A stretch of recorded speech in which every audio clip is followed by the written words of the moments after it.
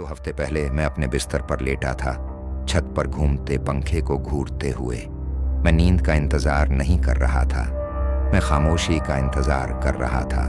वो खामोशी जो कभी नहीं आई, न मेरे दिमाग में न मेरे दिल में। मेरा नाम राजेश है। मैं 57 साल का हूँ और जिस रात की बात कर रहा हूँ वो रात मेरी जिंदगी की आखिरी वैसी रात थी। मैं एक शांत से गांव में अपने पिताजी के साथ रहता था, जो एक पुजारी हैं। मेरी माँ मेरी सबसे अच्छी दोस्त कुछ साल पहले चल बसी थी। तब से ऐसा लगता था कि मेरा आधा हिस्सा उसी के साथ दफन हो गया। स्कूल में मैं अदृश्य था। लोग मुझे तभी नोटिस करते थे जब उन्हें मेरा मजाक उड़ाना होता था, मेरे कद को लेकर, मेरी चुप्पी को लेकर। लेकिन उस दिन सब बदल गया। मुझे याद नहीं किसने पहले मारा, शायद मैंने, शायद उन्होंने।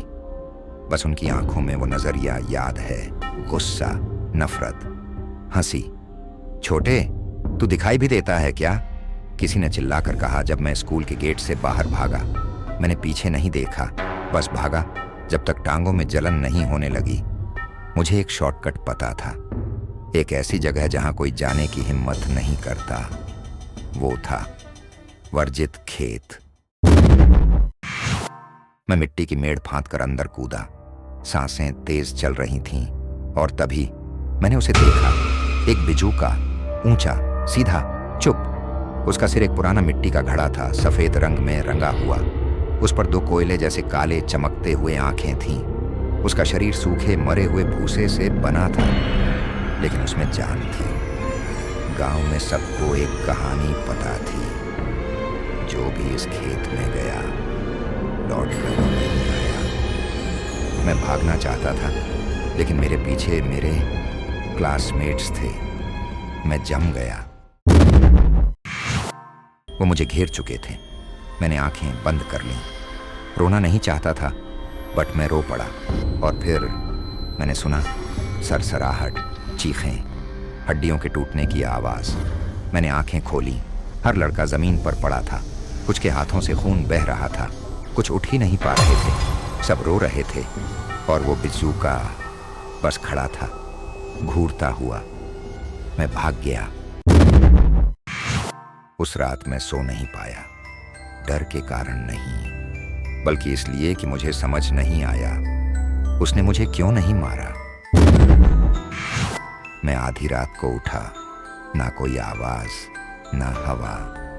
मैंने खिड़की की तरफ देखा और देखा उसे, बिजूका। अंधेरे में उसकी आंखें सफेद चमक रही थीं। मैं कुछ बोल पाता उसे पहले ही उसकी भूसे की हथेली खिड़की के अंदर घुसी और उसने मेरा हाथ पकड़ लिया। अचानक सब धुंधला हो गया। मैंने एक बच्चा देखा, शायद 8 से 9 साल का। वो खेत में एक गेंद लेने गया था। उच्च जाति के आदमी उसे पकड़ लेते हैं, नीच जाति का है, हमारी जमीन छू ली। उसे तब तक पीटा गया जब तक वो हिलना बंद नहीं कर गया, और फिर सबूत छुपाने के लिए उसके शरीर को बिजूका बना दिया गया।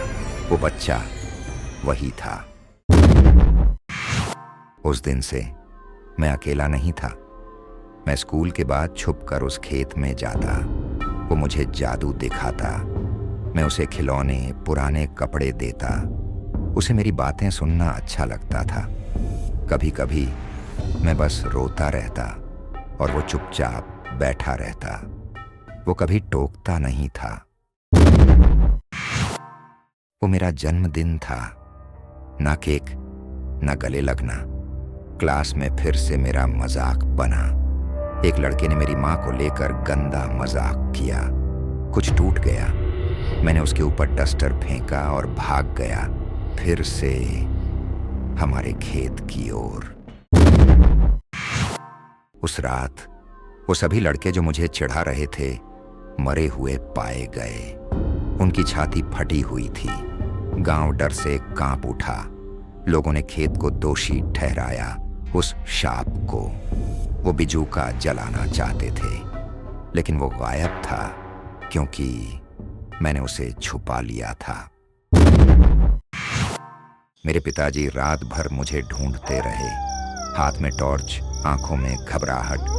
उन्होंने मुझे पाया बनियान के पेड़ के नीचे उस बिनूका से बात करते हुए, वही पेड़ जो मेरी माँ को बहुत प्यारा था। उन्होंने दोस्त नहीं देखा, उन्होंने एक राक्षस देखा।